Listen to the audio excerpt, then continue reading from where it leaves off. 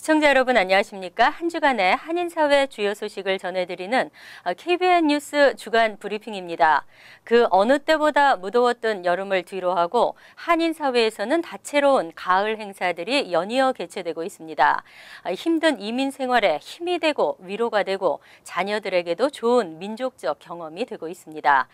남부 뉴저지 트렌튼에 있는 늘푸른 농장에서는 지난 8일 경로잔치 행사가 열렸습니다. 뉴욕과 뉴저지 지역의 한인 어르신들 1000여 명이 참석해 즐거운 시간을 가졌습니다. 이보현 기자가 보도합니다.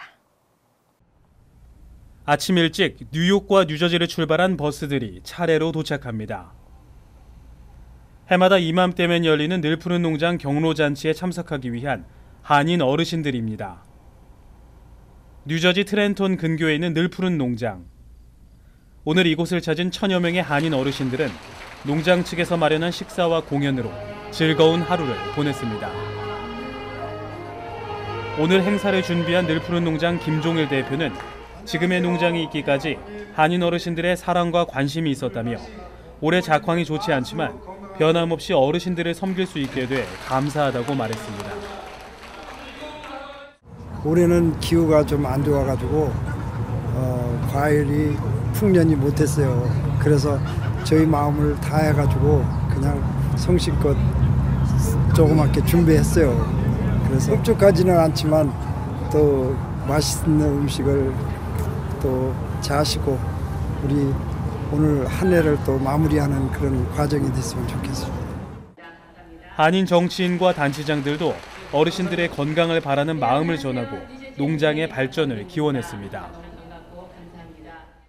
우리 민족이 이렇게 모여서 어르신분들이 한 좋은 시간을 가는다는 것은 너무 자랑스럽고 정말 보기에도 행복해 보입니다. 자관 어르신분들 만수무강하시길 바라겠습니다. 감사합니다. 이런 행사를 통해서 저희가 또 우더른을 공경하는 그런 문화를 계속 전승하기를 바라고 앞으로도 계속 이런 좋은 행사가 더 풍성하게 열리기를 바라고 오늘 참석하신 모든 어르신들 앞으로 만수무강하시기 바랍니다. 감사합니다. 2부 행사에선 박정배 씨 등 국악 4중창의 경기민요, 테너 지한길 바리톤 양군식 씨의 향수 2중창, 작년 우승자 그레이스 강의 축하 공연 등이 있었고 어르신들이 함께한 노래자랑도 열려 모두가 즐기는 흥겨운 한마당이 이어졌습니다. 한국 사람들에게 열심히 도와주고 또 서로 베풀어주고 매년마다 이렇게 우리들이 이렇게 베풀어주는 데서 고맙게 생각합니다. 사장님이 고맙고 누가 이렇게 해줘. 우리나라만이 노인을 봉양하는 그런 제도가 있기 때문에 너무 고마운 거예요. 너무 감사하고 나는 혼자 살거든. 혼자. 늘푸른 농장은 오늘 행사에 참석한 모든 분들께 농장에서 직접 수확한 과일을 선물로 증정하며 어르신들의 돌아가는 발걸음도 훈훈하게 만들었습니다. KBN 뉴스 이보현입니다. 뉴저지 한인회가 올해로 15번째를 맞는 추석맞이 대잔치 주요 일정을 공개했습니다. 한인 동포들에게 한가위 정치를 느낄 수 있는 행사가 되도록 최선을 다해 준비하겠다고 밝혔습니다. 보도에 지한샘 기자입니다. 우리 민족 최대 명절 추석을 맞아 뉴저지 한인회가 추석맞이 대잔치 행사를 개최합니다. 올해로 15번째를 맞이하는 추석대잔치는 오는 24일과 25일 양일간 뉴저지 리치필드 팍 뉴 오버팩 공원에서 펼쳐집니다. 뉴저지 한인회는 동포들이 함께할 수 있는 행사를 준비하고 있다며 한인들의 많은 참여를 당부했습니다. 이번에는 특히 저희 한국뿐만이 아니라 또 외국 기업에서도 참여를 하시고 또 외국 공연 행사도 준비가 되어 있습니다. 아무쪼록 그날 많은 분들이 오셔서 참여를 했으면 좋겠고 연예인 공연은 1980년대와 90년대 한국 가요계를 주름잡던 박남정, 심신, 전윤아, 그리고 한대수 씨로 정해졌습니다. 중장년층은 물론 젊은 층까지 함께 아우르는 무대를 선보일 계획입니다. 올해 추석대잔치는 한복 패션쇼와 전통 차례상 시연회 등 전통 문화를 알리고 한인 2세들이 참여하는 사생대회 연날리기 대회, 그리고 강아지 입양 행사도 진행합니다. 또 미주 한인 경찰협회가 주관하는 경찰 채용 박람회가 열리며 일요일 오후에는 동포 노래자랑이 준비되어 있습니다. KBN 뉴스 지한샘입니다. 플러싱 한인 상권의 또 다른 중심지 먹자골목에서도 가을 축제가 개최됩니다. 올해도 변함없이 다양한 민족이 함께하는 문화축제로서의 면모를 보여줄 예정인데요. 동포잔치를 돕기 위한 바자회도 열려 더욱 뜻깊은 축제가 될 것으로 보입니다. 이보현 기자가 보도합니다. 2013년부터 시작된 플러싱 먹자골목 축제.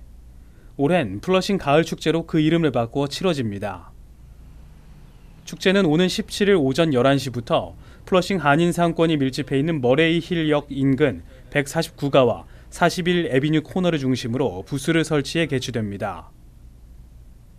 플러싱 가을 축제는 민속 공연 등 전통 문화를 나누는 시간이 이어지고 축제에서 빠질 수 없는 먹거리 장터와 전통 음식이 다채롭게 준비됩니다. 또한 주최 측은 노래자랑 등 시민이 함께할 수 있는 행사도 준비하고 있습니다.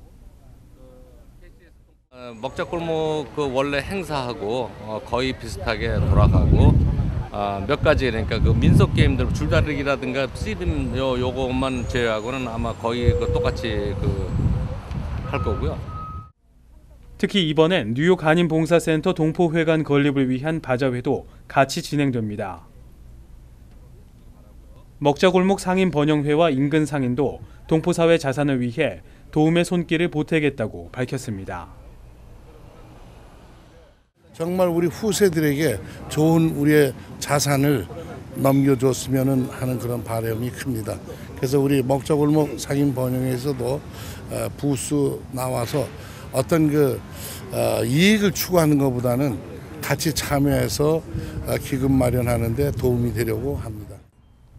작년에도 5천 명이 넘는 인파가 몰렸던 축제는 올해 인근 149가 교량이 완전 개통돼 더욱 성황을 이룰 것으로 기대됩니다. KBN 뉴스 이보현입니다. 항소법원이 스타비스키 의원의 유권자 서명 청원서 오류에 대해 1심 유지 판결을 내렸습니다. 정승진 후보는 올바른 판단을 해줄 유권자의 심판을 기다린다고 밝혔습니다. 6일 주 항소법원은 정승진 후보가 제기한 스타비스키 의원의 유권자 서명 청원서 오류 소송에서 1심 유지 판결을 내렸습니다. 지난 7월 15일 정 후보는 스타비스키 의원의 유권자 서명 중 대부분이 유효하지 않다며 선관위에 심의를 요청했지만 선관위는 이의 제기를 각하했고 이에 불복한 정 후보가 주법원에 법률 심의를 요청했지만 이마저도 좌절됐었습니다. 정 후보는 항소법원에 재심을 요청했고 유효한 서명을 세보지도 않은 채 그대로 기각된 것입니다. 이에 따라 스타비스키 의원과 정 후보는 예정대로 오는 13일 예비선거에서 맞붙게 됐습니다. 정 후보는 비록 재판에서 졌지만 이 과정에서 스타비스키 의원이 제출한 3,519명의 유권자 서명 가운데 1,173개만이 유효하다고 밝혀진 것은 성과라고 생각한다고 밝혔습니다. 또한 근거 자료를 제시할 수 있는 충분한 기회도 주어지지 않는 등 불리한 조건에서 내려진 판결이라 억울하지만 상고는 하지 않고 13일 선거에서 유권자들의 심판을 기다리겠다고 심경을 밝혔습니다. 국적법 개정안이 재추진되고 있습니다. 복수국적자의 최소 연령을 현행 65세에서 55세로 낮추자는 것입니다. 새누리당 원유철 의원이 지난 2일 재상정안 개정안에 따르면 복수국적 취득 연령을 현행 65세에서 55세로 하향 조정했습니다. 원 의원은 개정안에서 병역법상 병역 의무 종료 연령인 40세 이후 연령에 대해 복수국적을 허용해도 병역 의무의 면탈 등 사회적 문제를 초래할 염려가 거의 없다고 볼 수 있으므로 대한민국 국민이었던 사람이 외국에서 거주하다 영주할 목적으로 입국해 국적 회복 허가를 받은 경우 복수국적자의 최소 연령을 현행 만 65세에서 만 41세로 하향 조정해도 무방하다고 설명했습니다. 하지만 복수국적자의 최소 연령을 55세로 하향 조정한다는 것은 제도 변경 시 예상되는 부작용을 방지하기 위해서라고 덧붙였습니다. 한국국적법에 따르면 한국인이었던 외국인은 법무부 장관의 국적 회복 허가를 받아 대한민국 국적을 취득할 수 있지만 병역을 기피할 목적으로 대한민국 국적을 상실했거나 이탈했던 자는 허가하지 않는다고 규정하고 있습니다. K-패션의 위상을 전 세계에 알릴 수 있는 뉴욕 패션 위크가 8일부터 14일까지 맨해튼에서 열립니다. 한인 디자이너들이 국제 무대에서 브랜드 가치를 높일 수 있는 기회가 됩니다. 8일에서 14일 맨해튼의 피어 59 스튜디오에서 개최하는 제14회 컨셉 코리아 2017에는 유아닉스 김태근 디자이너가 2시즌 연속으로 참여하고 키미제이의 김희진 디자이너, 그리디어스의 박윤희 디자이너 등 여성복 3개 브랜드가 참여합니다. 세상에 대한 풍자를 주제로 쇼를 선보일 김태근 디자이너는 지난 시즌 참석에 이어 이번에도 색다른 디자인과 쇼로 한인 디자이너들이 국제 무대에서 브랜드 가치를 높일 수 있기를 기대한다고 말했습니다. 한국 디자이너들의 국제 무대 진출을 돕기 위해 문화체육관광부와 한국컨텐츠진흥원이 지원하는 뉴욕 패션 위크에서는 12월 9일부터 내년 1월 9일까지 홍콩의 복합 문화공간인 PMQ 팝업 스토어 입점과 뉴욕 현지 쇼룸 입점 등의 비즈니스 기회도 제공됩니다. 진흥원은 참가 브랜드들과 뉴욕 현지 바이어 연결 등 마케팅, 프로모션 등을 지원할 계획이라고 밝혔습니다. 송성각 한국컨텐츠진흥원장은 이번 컨셉 코리아에서는 무엇보다 뉴욕 현지 오케스트라와 한국의 디자이너, 모델들이 협업해 시각은 물론 청각적으로도 지난 쇼들과는 다르게 런웨이 자체가 업그레이드 된다며 뉴욕에서 K-패션의 위상을 높이는 데 일조할 것으로 본다고 말했습니다.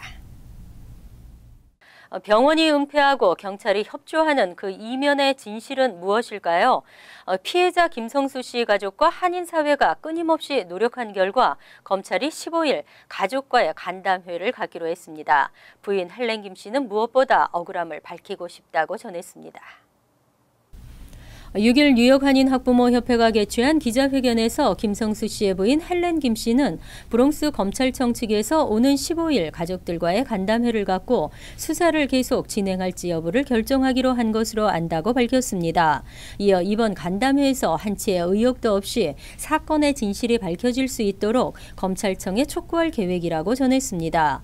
피해자 김 씨는 몬트피어 병원 엔지니어로 근무하던 2014년 10월 날카로운 둔기에 뒤통수를 맞고 쓰러지면서 뇌출혈이 발생해 현재까지 제대로 거동을 하지 못하고 있습니다. 사건 발생 당시 병원 측은 신고를 하지 않았고 경찰도 김 씨의 부인이 신고를 하려 하자 병원 내부의 일이라는 이유를 들며 신고 접수를 거부했던 것으로 알려졌습니다. 김 씨의 사건 해결을 위한 학부모협의 서명 운동과 한인 언론의 보도로 경찰은 1년 만에 수사를 재개했습니다. 하지만 별다른 수사 진척은 없는 상태입니다. 헬렌 김 씨는 하루빨리 남편이 당한 억울함이 밝혀지기 바란다고 밝혔습니다. 최첨단 기기들이 그 이름에 걸맞는 첨단의 구실을 제대로 하지 못하고 애물단지로 전락하고 있습니다. 펠팍에 운영되고 있는 신형 주차 미터기가 주민들과 상인들의 불만만 사고 있습니다. 뉴저지 팰리세이드 파크타운이 지난해부터 운영하고 있는 최첨단 신형 주차 미터기가 오히려 주민들에게 불편함만 주고 있습니다. 주변 상인들도 이로 인해 고객 감소를 호소하고 있습니다. 펠팍에 설치되어 있는 주차 미터기는 2시간을 주차한 후 추가로 2시간의 추가 요금을 더 지불하면 최대 4시간까지는 한자리에서 주차가 가능하도록 운영되고 있습니다. 하지만 지난달부터 2시간 주차 후에 추가 요금을 더 이상 지불할 수 없도록 시스템이 바뀌었습니다. 2시간씩 연속해서 주차할 수 있었던 기존과 달리 처음 주차 시간 2시간을 넘기면 차량을 주차 장소에서 일단 뺐다가 다시 주차해야만 주차 요금을 지불할 수 있도록 변경된 것입니다. 그럼에도 펠팍타운 측은 아무런 공지가 없었습니다. 더구나 타운 측은 주차 미터기의 시간 규정이 바뀐 줄도 모르고 있었던 것으로 한국일보 취재 결과 확인됐습니다. 펠팍타운의 고위 관계자는 빠른 시일 내에 주차 미터기 관리 업체에 확인한 후 조치를 취하겠다고 답변했지만 타운 행정의 허술함이 그대로 드러났습니다. 미국 국적의 재벌가 패밀리들의 발등에 불이 떨어졌습니다. 해외 자산을 미 정부에 신고하지 않을 경우 재산의 최소 30%에서 최대 50%까지 세금 폭탄을 맞게 되는데요. 최근 조사에 의하면 한국 국민이 미국 내 계좌에 보유하고 있는 금융자산이 1조 3천억 원, 약 11억 달러에 이르는 것으로 조사됐습니다. 개인 평균 93억 원, 법인 한 개당 평균 950억 원으로 나타났습니다. 이는 모두 신고한 금액입니다. KBN 뉴스 주간 브리핑 여기서 마칩니다. 시청해주신 여러분 고맙습니다.